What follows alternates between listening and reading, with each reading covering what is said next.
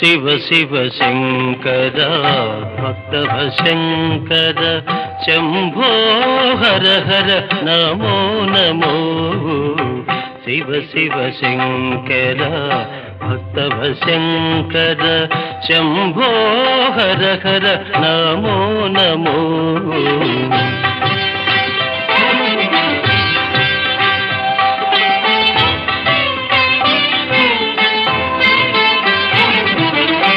పుణ్యము పాపము ఎరుగని నేను